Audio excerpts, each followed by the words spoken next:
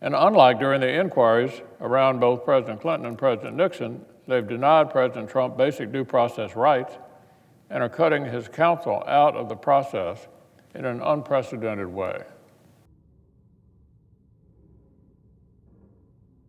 So today I'm sending a letter to the Secretary and Chief of Staff of the Army, asking them to provide us with what actions the Army is taking to ensure that LTC Vindman is afforded appropriate protections.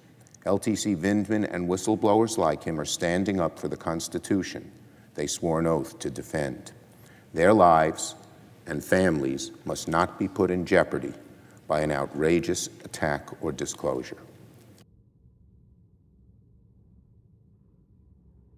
Yeah, I have no doubt that he's doing what he thinks is right. I appreciate his service, but I've read the transcript, and if you add his corrections in, it doesn't change anything for me. He's entitled to his opinion, and I don't doubt his motives at all. I'm sure he's a fine man. He served our country, wounded in combat, and he has the right to come forward and say whatever he wants to say, but it doesn't change anything for me.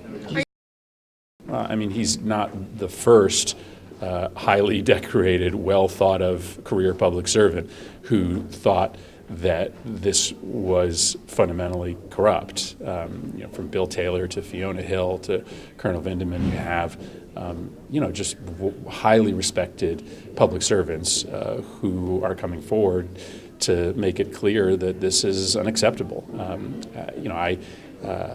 I just think it's extraordinary that you have so many people who were working for the Trump administration, many of them hired by the Trump administration, who are willing to testify to the extent of this corruption. And as the story moves forward, there's just no doubt as to what happened. This was a quid pro quo.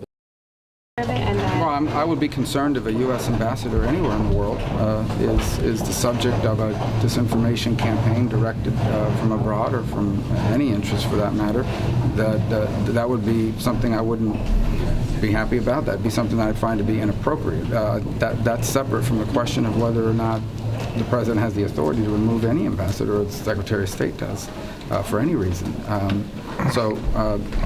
I think you can argue that what happened is unfair, and what happened would have ramifications both on morale and could encourage similar efforts against other ambassadors. But I don't think you can argue it was illegal. It's an important distinction.